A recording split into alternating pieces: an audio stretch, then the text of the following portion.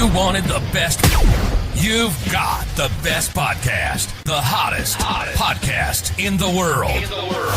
The Chris Voss Show, the preeminent podcast with guests so smart you may experience serious brain bleed. The CEOs, authors, thought leaders, visionaries, and motivators. Get ready. Strap yourself in. Keep your hands, arms, and legs inside the vehicle at all times, because you're about to go on a monster education roller coaster with your brain. Now, here's your host, Chris Voss. Hey folks, Chris Voss here from the ChrisVossShow.com. There you go, ladies and gentlemen. The latest season that makes official. Welcome to the big show. For over 16 years and 24 episodes, we bring you the most amazing minds, the most amazing stories, the most amazing journeys, and all the lessons of life and how you can live your life better through the eyes and experience of other people. Because sometimes it's, that's how we learn. That or we make our own mistakes to learn. But, the great thing is the people, the great authors that come on the Chris Voss Show, they can share with you their stories and blueprints of life and help you get through your issues quicker. If you're just listening to me, well, I can't help you at all. That's what the guests are for, to help you.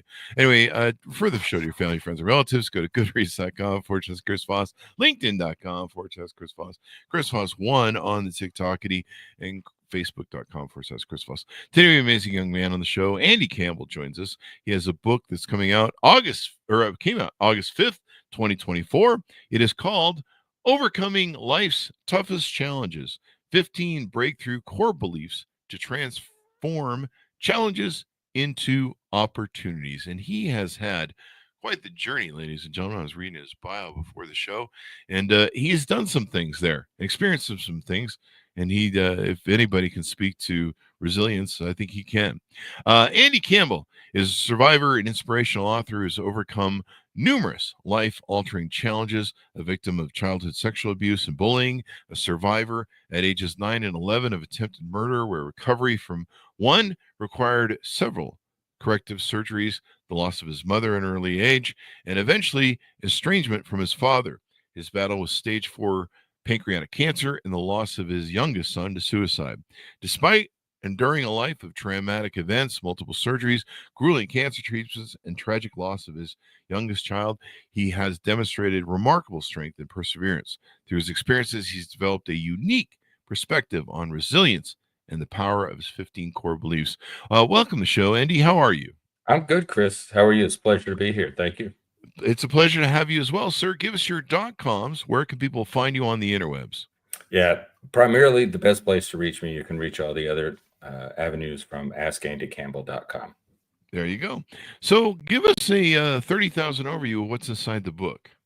Well, the book is really my life collection of things that I believe to be true, that have helped me through, that have given me aspirational targets when I've received or have been a part of difficulties, very difficult times, to recenter myself and continue to move forward. And so over the years, I wrote down these, what amounted to eventually 15 beliefs that I kind of installed in my internal system, kind of like a piece of code. I would install these core beliefs so that when something, whether it was a personal event that happened, a family event that happened, a business event that occurred, I would have kind of these default programs that would run when maybe my normal programming might fail me.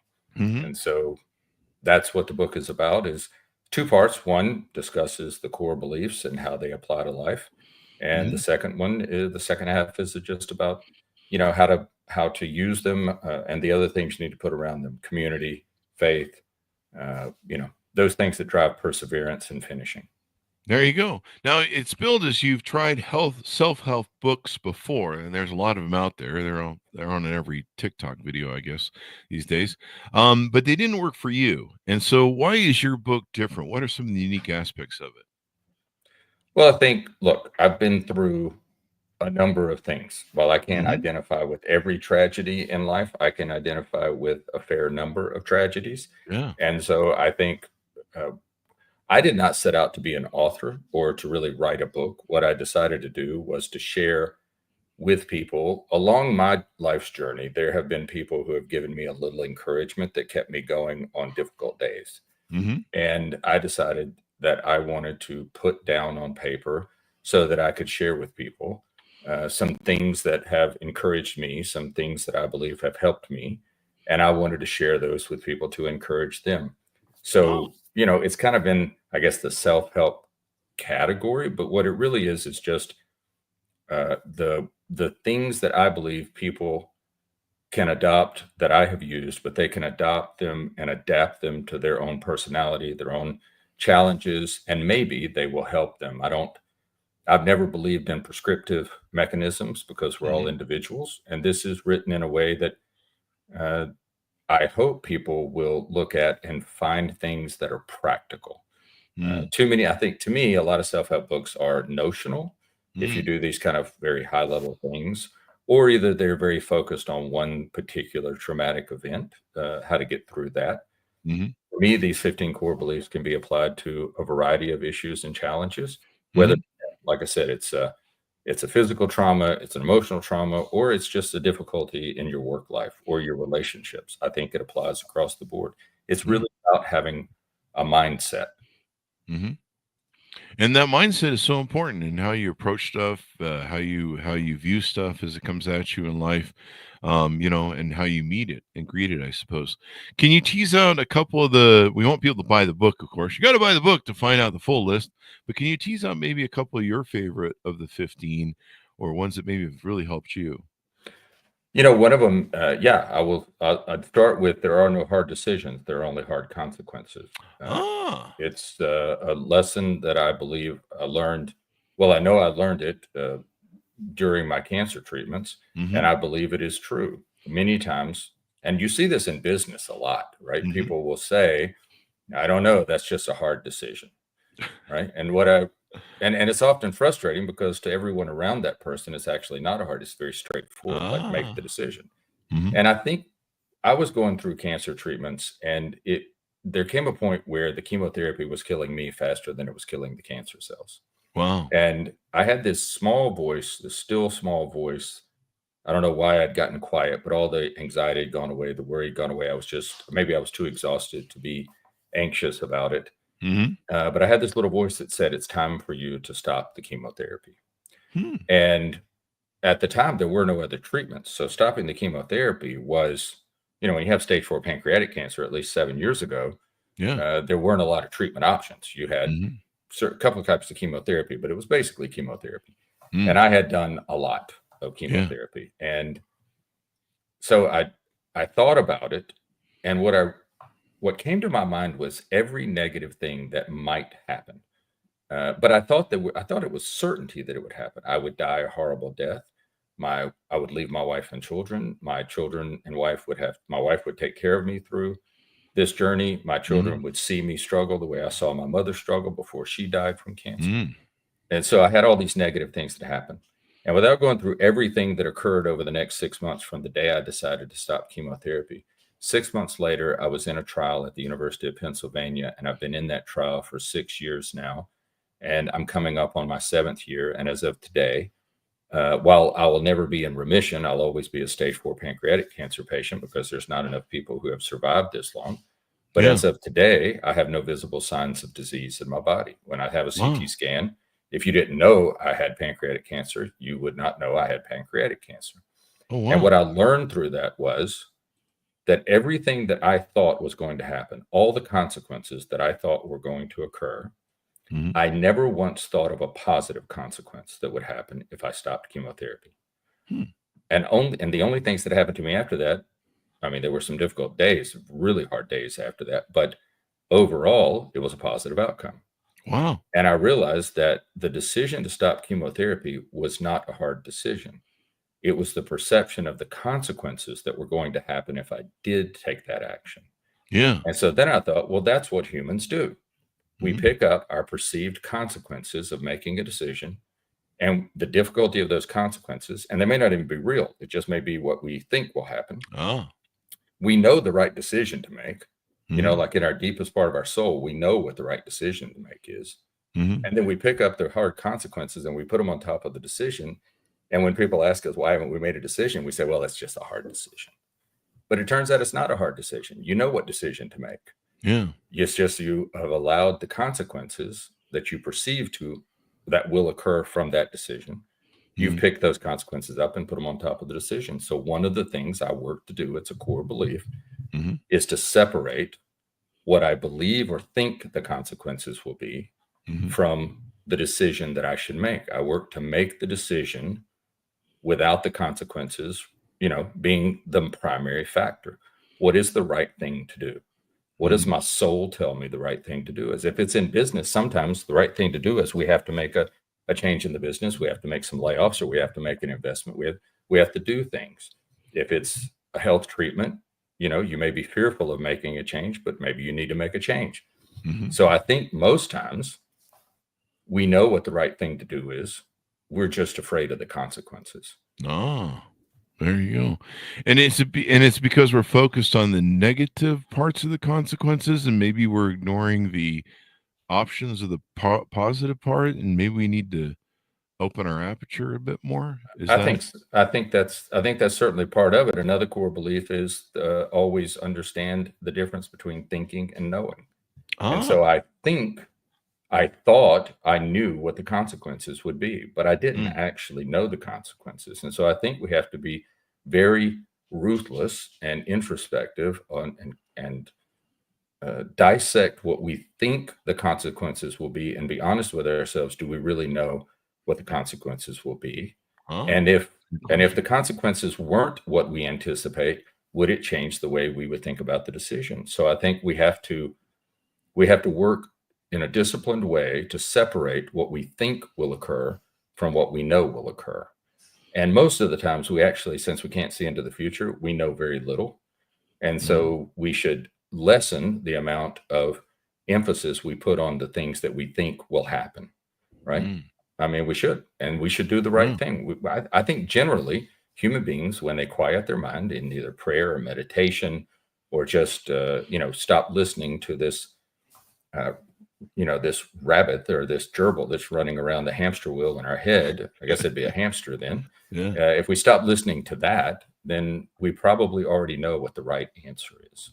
And we should do the right thing, even if we fear the consequences. If we know it's the right thing to do, we should do that instead of being fearful of the consequences and letting the consequences change our mind. Yeah, there you go.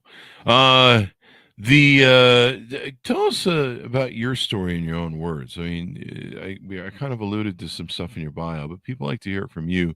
What was your journey through life and some of these things, and how did you develop, I guess, throughout the story of your life, the 15 cores, and maybe they came to you in different points or different places and stuff.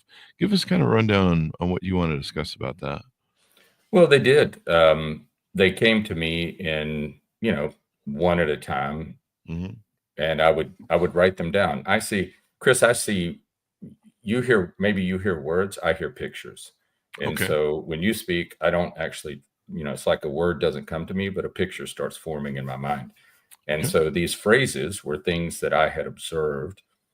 And as the picture formed in my mind of the circumstances the circumstance I was in, how I had gotten through that circumstance, what did I observe in other people who had been through difficulties, I would kind of come to these pictures of what I believed to be something that was true, like a phrase. And then I would create a phrase that basically was like a meta phrase. It would remind me of that picture, so that whenever I had a difficult circumstance, I could kind of revert back to that picture and remember how I needed to behave, or what I needed to do, kind of what was the next thing I needed to do. And over time, I collected 15 of them. I've been through a number of circumstances that, are certainly difficult. Whether that's, I mean, you read the bio, don't have to go back through all of them. But, there's a point in life where you don't know that that's not normal, right? You don't know that it's not normal until you get a little older, and then you realize it's not normal.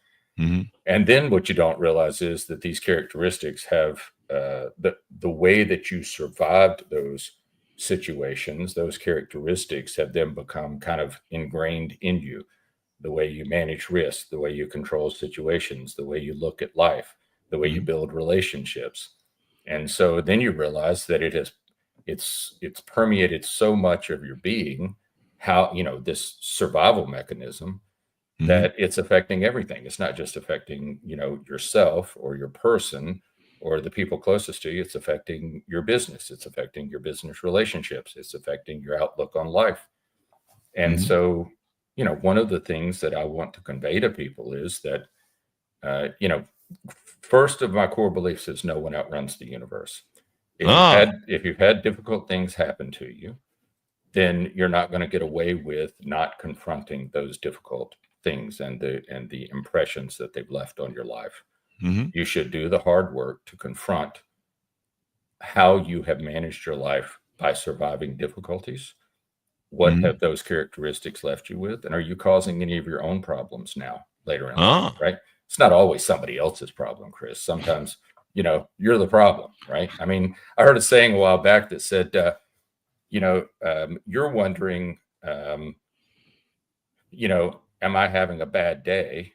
And the day is wondering why it's having a bad you, And so, I think we should confront our own contributions to our situation. If we have bad relationships and we have that over and over again, there might be something we're contributing to having bad relationships, and we should confront those things. So, you want me to be self-accountable and self-actualized? What the hell? Give it a try. I mean, everything else, for me, everything else failed. And at some point it was like, well, maybe I'm the problem. Yeah. I mean, that's many times through your life, I've woken up and, why am I struggling with this or that? And it's like, oh, I'm the problem. Yeah. Well, I think to me, there's three types of problems that we encounter, right? There's those things that are just kind of out in the world, like the writer of Job said that the rain falls on the just and the unjust. So there's just universal things that happen. Someday it rains on you. Some days it rains on somebody else. That just happens. Then there's the things that other people do to you. You can't really control what they do to you, but you can control how you respond to it. I mean, they always say that in therapy. It's a lot more difficult than just saying that to actually do it. Yeah. And then there's the stuff you contribute to yourself, like if you weren't paying attention and you were in a car crash, you can't really get upset with the insurance company for being mad at you or, the damage you have to pay for. You weren't paying attention. Maybe you just brought that on yourself, Yeah. And so own the responsibility for it. Or maybe, I've certainly done it before. I've had to go back and apologize because I became too, quote unquote, passionate during a meeting at work. And I had to go back and apologize, own it. Don't blame everybody else for every problem, right? That's true. Yeah. So. That's true. I thought it was interesting how you approach a way to get outside of the box of sometimes the ego that drives us and everything else.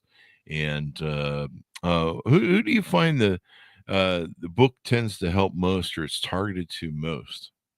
Books targeted to anyone who has, I call them setbacks. I mean, it could be a job loss. It could be if you've had a loss. Okay. If you've had a loss and you find yourself in a situation where you're kind of stuck, or the loss was shocking to you and you're not sure what to do next, and you find yourself a little bit adrift. What can I do? What is the next thing? Or if you find yourself, look, if you're in a desperate situation, my youngest son took his own life. If there may be people listening to your show that are having suicidal ideations, no one would know because they put on a good face, but underneath the covers, they're out of hope. Life is desperate. I think what I hope the book does, who it speaks to, are the souls that are in desperate situations and they're not sure what to do next, right? They think tomorrow won't be better than today. They think a year from now, their lives will not be better than today. And I want them to be encouraged to persevere, to use some of these core beliefs for themselves if it's helpful.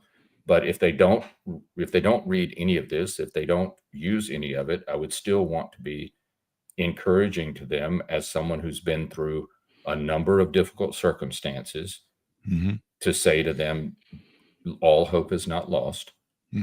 Do not end your life in despair. Do not give up on life. Some people end their lives not by killing themselves, but they end their lives by just giving up on hope in life. They give up on joy in life. And so I would just want to be an encouragement to them that you can overcome these situations. Yeah. Sometimes that ego brain whips you so much. There's only one way you feel like you can quiet it, especially if you have like OCD, ADHD, things like that. It can really be abusive. But there's ways through it. And that's why we have gentlemen like you on the shows, share the blueprints of success and survivorship. And, life is a survival's game. You mentioned no one outruns the universe. I mean, it's a grand survival game when you really look at it wholly. I like one of these core beliefs you have, well, several of them actually, but I think some just kind of stick out at me. Maybe I'm hungry right now. Every challenge has a chewy nugget center made of opportunity.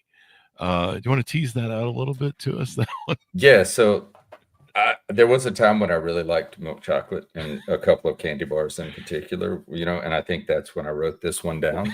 I'm not a big fan of the cliche, every dark cloud has a silver lining, because to me, visually, again, I'm a visual person. So for me, visually, why would I ever go on the dark cloud? I would just hang out the silver lining. Yeah. I'd stay outside of it. But I don't think that's the way life is. I think we all go through these, what I think Carolyn Mays calls the dark night of the soul, right? You get into these places where you feel like there's no hope, or it's just a very difficult time. You know that you'll get through it, but it's going to be very painful. And I think that those circumstances are not necessarily there so that we will find some bit of wisdom. But I think it's kind of like the red car theory, like you buy a red car. Nobody had a red car until you bought one. Now everybody's got one. Yeah. I think it's what we put our mind to, what we focus on. That's what we see. So when we have a red car, we focus on everyone else's red car. And we become aware of that. And I think if you're in a challenge, it has happened to me in every situation. As I've persevered through the challenge, if I focus myself to pay attention for things I can learn, bits of wisdom I can take with me, techniques that I can use the next time, they're always present. They're there. You just have to have the will to open your, as you said, open your aperture, open your eyes, focus a little bit to look for the opportunity. I think too many times we're in the midst of a problem, again, whether that's a business problem, whether that, the whole customer deal has gone to hell in a handbasket and it was your biggest deal of the year. And now what are you going to do? Look, in every situation, we can either focus on how bad things are, or we can deal with how bad things are, and we can convince ourselves to pay attention to those opportunities that might be there, right? If you were in the middle of a bad situation and I said, today, I'll give you $50 for every opportunity you can find that would come out of this bad situation, you'll find a couple. You'll be motivated to find a couple. So we have to motivate ourselves in the dark times to find something that will benefit us when we're not in the dark times. There you go. Yeah, everybody goes through a bit of dark times in their life, and you've got to be able to survive. I mean, it seems like there's just, it almost seems like it's an intentional, but like I said, I think it's a survivor game, and it seems there's things that come to us that make us grow. What's that old saying? I always like to say, those moments, that which doesn't kill me makes me stronger. At least it's supposed to. I mean, I'm missing a leg, but an arm, but it'll grow back. Well, I mean, look, the number one cause of death since the beginning of humanity, okay, whether you want to say that was 1 million years ago, 300,000 years ago, 6,000 years ago, it doesn't matter. The number one cause of death since the birth of humanity has been birth. That's the number one cause of death. Everybody dies. We finally got that. Now it's a matter of timing. You can have other causes, but you can have other reasons, but the cause of death is birth. Yeah. And so we're all going to experience it. I don't know. I actually don't know of anyone who doesn't have dark times, who doesn't have desperate times that come into their lives. And so the objective now is, how do we persevere? And to me, these core beliefs are how I've persevered, because I believe the ultimate objective is to finish the race. Yeah. Right. And so if you're going to finish, you've got to persevere. Yeah. Or at least get as far as you can. I mean, sometimes people have a shorter run than others, but they do amazing things with that time.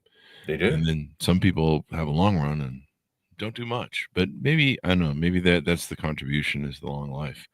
I don't know. What am I? What do I know?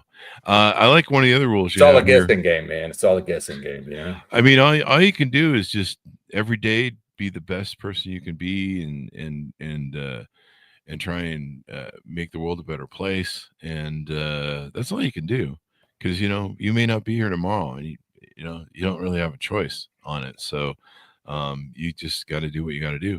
I love this rule, the 38 special rule: hold on loosely, but don't let go. Boy, I remember when that was all over the radio. Right. I mean, it's, I wrote that down because we grew up around that song, right? Like, yeah. But one day my oldest daughter was out at a field trip, kind of a nature trip. And she was, I don't know, 7, 8 years old, something like that. And they were at this pond, and she reached down and she picked up a tadpole, and she was looking at it, and she was showing my wife the tadpole, and she didn't want to lose it. So she held onto it very tightly. And by the time she got it back to the water, it had passed away. Aww. She had crushed it. Aww. And I thought, that's a great song. I like that song, but I actually think there's some truth in that, primarily around, again, the core beliefs. They're not I don't think they're like things that haven't been said before or known before. I mean, hell, that one's got a song that was written about it, right? Mm-hmm. I mean, everybody's heard it, but it's a reminder to me that control is an illusion. And that most of the time when you work to control something, you actually end up damaging it. That you can be involved without control. Yeah. And so it's a reminder. It's an aspirational goal to check myself and to a lot of this is about personal responsibility, Chris, when it comes right down to it. Like, a lot of it is you have to not blame other people, but start looking at your own self for what you have contributed, positive and negatively, and what you can contribute, positive or negatively, to your life and those around you. And one of the ways you do that is take responsibility of your own actions. And one of those actions is don't think that you control outcomes, because you actually don't control outcomes. You can contribute to them, but you don't control them. Yeah. Especially when dealing with other people, because they have their own minds, their own agendas, and everything else. It's hard to control other people. Well, I had to deal with that when my son, took his own life, right? I mean, I thought, it only dawned on me afterwards, I thought that I had been, my wife and I had been keeping him alive. We had known, he told us he wanted to end his life when he was 9 years old. He saw, he was highly intelligent. He was very logical to his detriment. And he said, look, I don't understand what this life is for. You're born, you suffer, you die. Why not just cut out the middle part? Why would I want to go through all that suffering? So I think you can't. What I realized after his passing was that I had never actually been keeping him alive. I thought I was controlling the situation. I was keeping him from taking his life. But what I realized was I had never been keeping him from taking his life.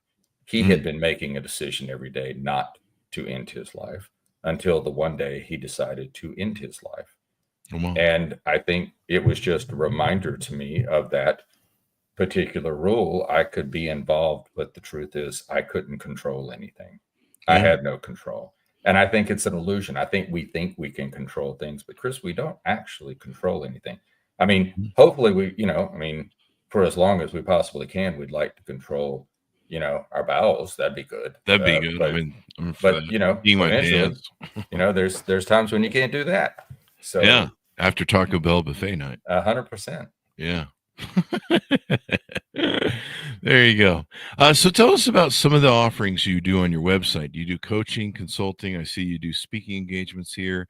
Tell us about some of the resources you offer there. Yeah. Again, it's all built around sharing. I don't really have an optimistic story. I believe I have a realistic story, that there will be challenges in your life, and that you can persevere and overcome a lot of them. Some of them, death is one that you're not going to overcome, but you don't have to join in. You don't have to help it along. You can resist that urge. And so anything that I do with other folks, whether it's speaking to groups or speaking with individuals or sharing the information on the website for the things I've done in my struggle against cancer that they can look at, investigate, and adopt themselves. It's really all geared around sharing a story. I don't know if you call it a story of hope, but it's certainly a story of being able to persevere. I think we can encourage people to persevere, right? The story of the Good Samaritan is really just a story of perseverance. Yeah. I mean, what he really did was he helped, the traveler. He bandaged him, but he helped him persevere through that difficult time. So I think that's kind of what I would like people to take away from their engagements with me, their conversations with me, is that the truth is life is hard. Bad things will happen. You don't know when they're going to occur.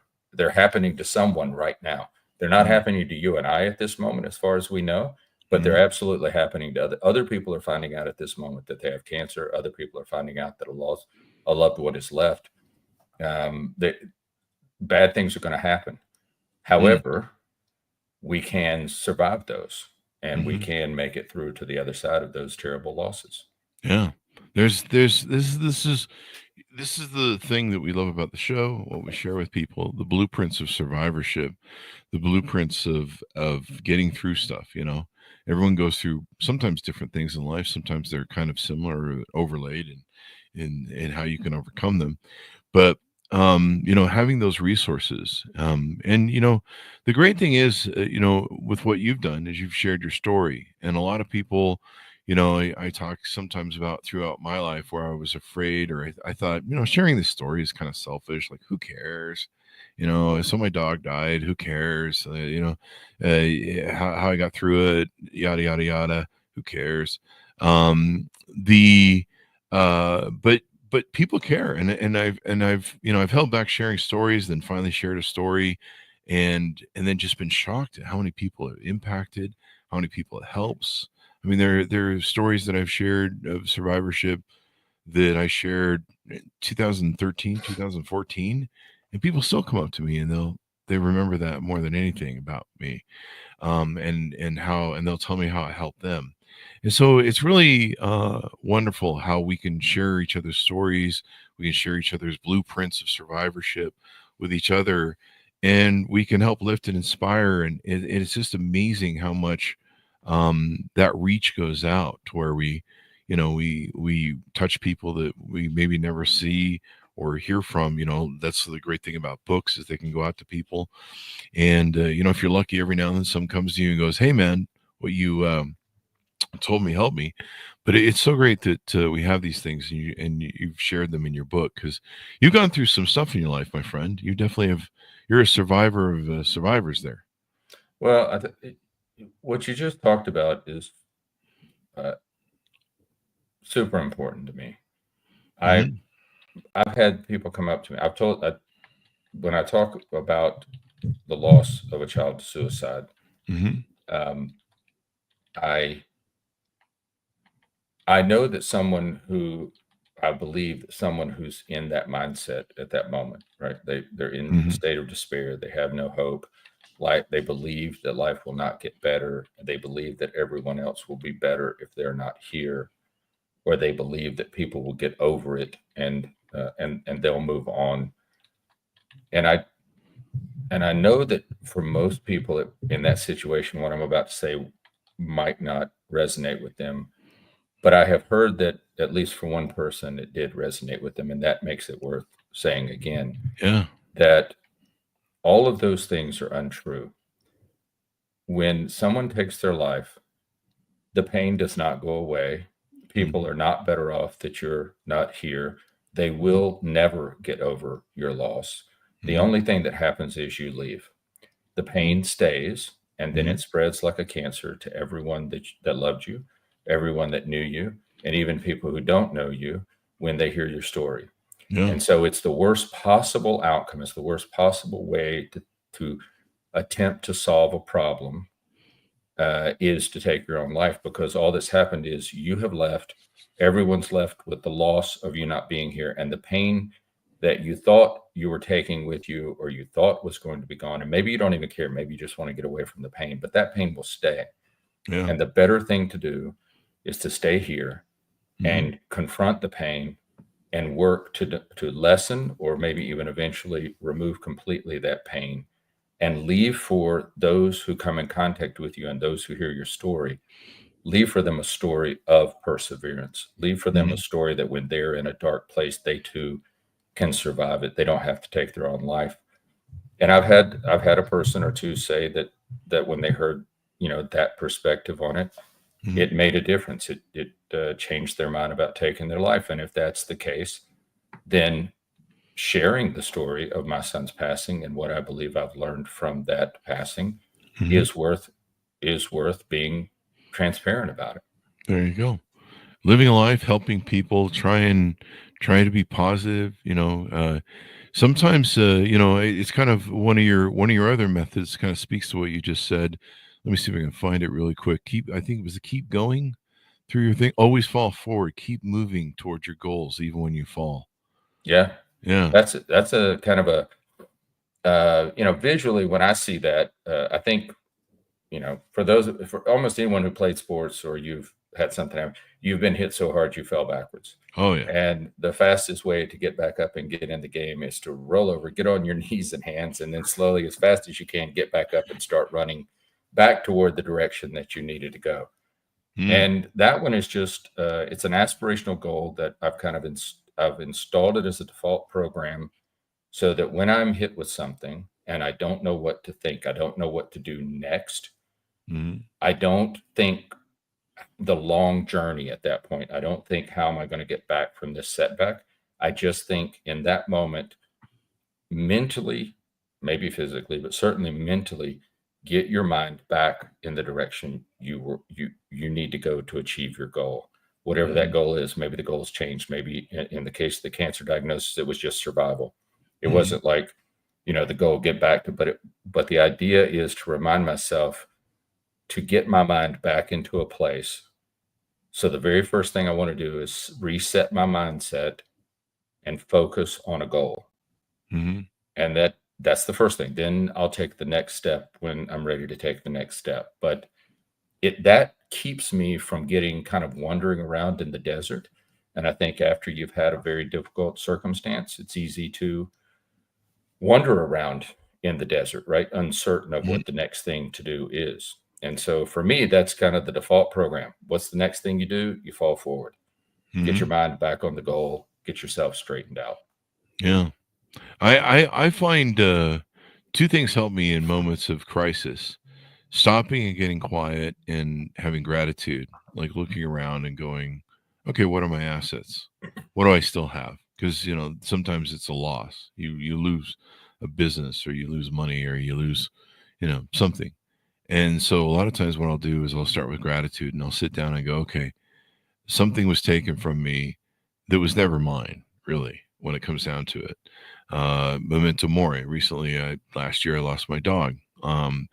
And adopting stoicism's memento mori really helped me, because one of the things I really felt that really hurt me with my first couple dogs that I lost was I thought something had been taken from me, that it was Yeah. mine. Yeah. And that's not how the universe works. And my dog was on her journey. It wasn't my journey. It was her journey. She was the one who had to live her life. She was the one who developed leukemia. She was the one who had to go through it as she wound down. That was her journey. And me being selfish and being like, well, I wish she could stay a few more years. It's it's not how it was all going to work out on that plane. And so I had to kind of realize and be grateful that I got time with her, and that she passed through my life. And that was good. That was fine. That was what I was Yeah. allotted from the universe. And so coming out the other side, I had to be grateful for the time that I had, and then I had to move forward, like you say. And sometimes, I always kind of imagine it as this dark tunnel, and that light at the end of the tunnel, and you just got to keep plodding, you got to keep moving, you got to keep trying to find your sea legs, and that's really what a lot of people do. As long as that light at the end of the tunnel is a freight train coming your way. Yeah, well, you hope.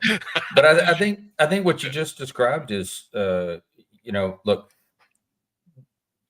people have asked me, like, where do these core beliefs fit in? Like, are they long term? Look, they were almost all forged in that space that you've described as that tunnel between that event and the time when you're kind of able to walk back out into the light. Those times when you're not sure what direction to go, you can't really see anything. You're uncertain about how things are going to work out. You're in grief. You're sad. You've lost a companion that's meant a tremendous amount to you, and now that's gone. That's really what these core beliefs are about. It's like, no, they apply more broadly in life and in business. But when you're in that tunnel, when you're in that dark night of the soul, you need something to kind of carry you forward when you don't know what to do. You need some guidepost. That's what they're for. And I think I've certainly had to think along the same lines that you just described. Look, sometimes it's not about what's taken from you. It was just that it was what was given to you for a season of life. Yeah. Right. And that season of life would have been a lot less had I not had this gift that was given to me. Yeah. I've got I've been blessed to have really good dogs and real companions. And I know one in particular, he ended up with like this lung disease, and he wasn't even a smoker. He wasn't a smoker, but he ended up with this lung disease, and he was struggling to breathe at the end. But and it was painful to watch him go. I held him when he had to be put down, and cried like a baby. But I look back on the times that I spent with him, and man, my life would have been so different without him. Right? Like, just he brought joy to me. He had, I think he had a hole in his love tank. It was constantly empty, or on the verge of being empty. So he constantly had to have affection. And so you couldn't really have like a bad day, because if you were having a bad day, he needed attention. Like, I don't know, there was just like this thing. He would just suck all the bad day out of you, like his being would just kind of take it away from you. And I'm very grateful for the time. I miss him. Yeah. But I think you do have a choice to think about, he was taken from me, or he was gifted to me for a period of time. And in a lot of ways, I have to think about my son that way. I had him for a period of time. It wasn't mine. I didn't get to make the decision. I would have made a different decision for him. But I'm grateful for the time that I did have him. I'm grateful for the time that he was in my life. Yeah. It's a challenging thing to go through. And if anybody's out there in an emotional state where they're thinking about taking their own life, or they need some emotional support, reach out and talk to a friend. Reach out and talk to people what's going on. The worst thing you can do is bottle that up and keep it all inside, because it's just poison. I remember seeing the after show of Leaving Neverland, the movie about Michael Jackson and the two boys, and Oprah did an after show on it, and this guy got up who'd been molested by a police officer as a child, and how it had affected him through his life, and the self-destruction he'd been doing through his life because he hadn't dealt with the trauma. And he made a really interesting comment. He goes, the problem with this sort of stuff is it's poison, and if you keep it trapped inside you, it festers just like a rattlesnake bite, and you've got to get it out of your system. And the only way you can do that is to talk to people, to reach out, to ask for help, and to seek people like yourself who have a blueprint that say, hey, I survived some of this. Here's the blueprint and how I did it. Might work for you. And, that's really important, but you have to reach out. You have to say something. And if you ever feel yourself in that position, talk to people, or there's a number 988 that you can take and call. It's a suicide hotline, emotional. If you're having emotional complications, you need some support, some help, some guidance, check that out. But please talk to somebody. Get outside of yourself, because sometimes your ego brain is just whipping you to death. I know what that feels like. And you think sometimes the only way to get it to leave you alone is to quiet it permanently. And it's a weird fucking place to be.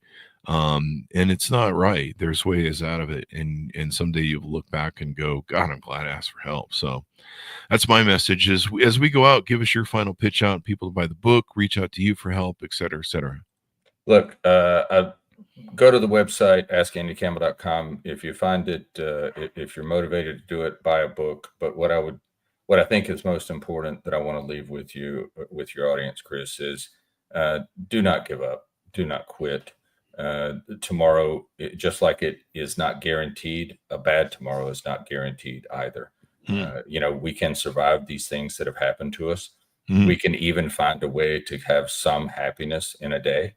And, somebody asked me one time, what am I most proud of having survived, that long list of stuff that you read off? And I said, the one thing that I am most proud of is that I never took away from the Creator the opportunity to move the universe in my favor.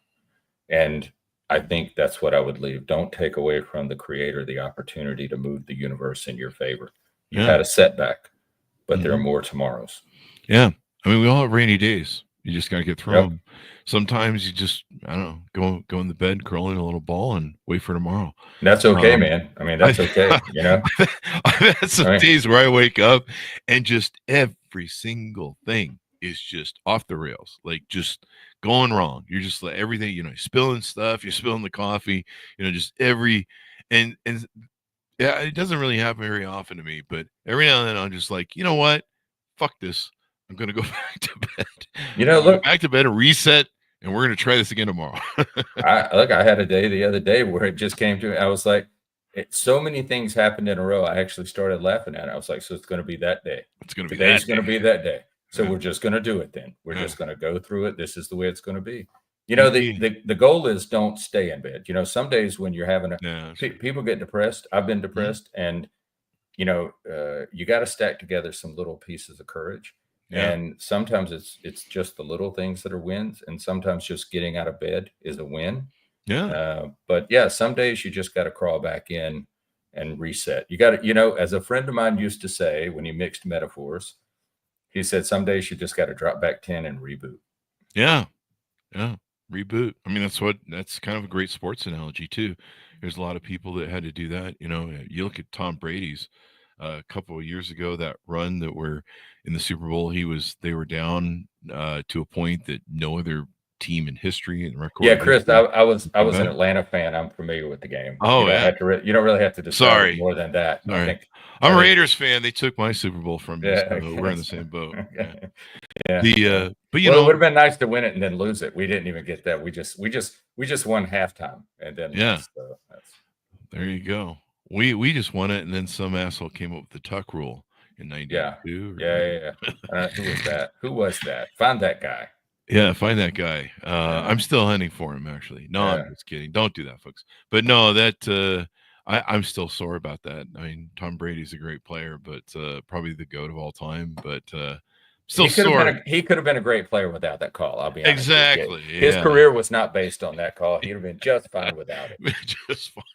But there are those moments you just got to persevere through them. I use that sometimes. I don't want to go to the gym. I just don't want to go. I don't feel like it. Sometimes I feel like shit. I feel like combobulated, like my body's 2 or 3 different pieces taped together, and which is probably true. This is at 57. And so what I'll do is I'll just convince myself, okay, we're going to drive to the gym and we're just going to go. And if you don't like it, then we'll go home. But we're driving to the gym. And so then I'll force myself to go to the gym.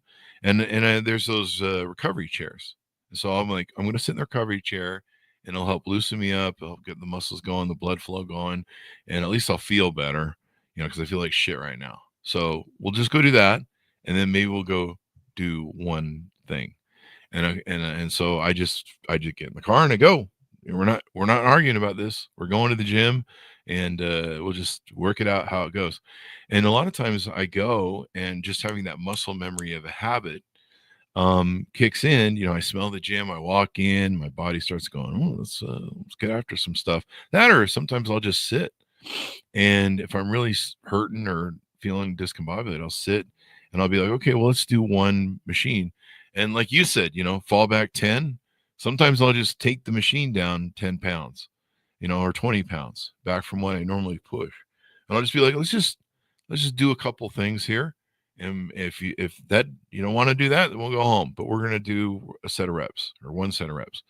And then usually it kicks it onto gear and I'm back to normal, and we're back to pushing weights and kicking ass and taking names. But I have to start eating the elephant one bite at a time. So you brought that up. I was actually going to use that old cliche, but yeah, what happens is when you back the weight off, okay. So then it's like you do that, and you're like, well, I just do this, and I'll move, and then I'll move on.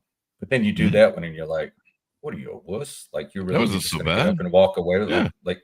Yeah, but you're just going to get up and walk away with that. Like you can do more than that, Yeah, so you end up talking yourself into it. And I saw a thing one time about, because we've all heard this cliche forever. Like, how do you eat the elephant? One bite at a time. What they didn't tell me was I watched a YouTube video a few years ago, and it was a bunch of hyenas, a pack of hyenas had come upon this big bull elephant. Okay. And so it's like dinner, like he had just died of like old age or something. Right. So he's laying there in the savannah, wherever it was at, and this, and so this pack of hyenas come up. And Chris, so they literally have to eat the elephant one bite at a time. Okay. It's not like a metaphor. It's physically eat the elephant one bite at a time. This is what nobody ever told me. And then that cliche made so much sense after I saw this video. Do you know where they start? The elephant's hide is so tough. Do you know where hyenas start when they find an elephant? Do you know what the part of the elephant they start with?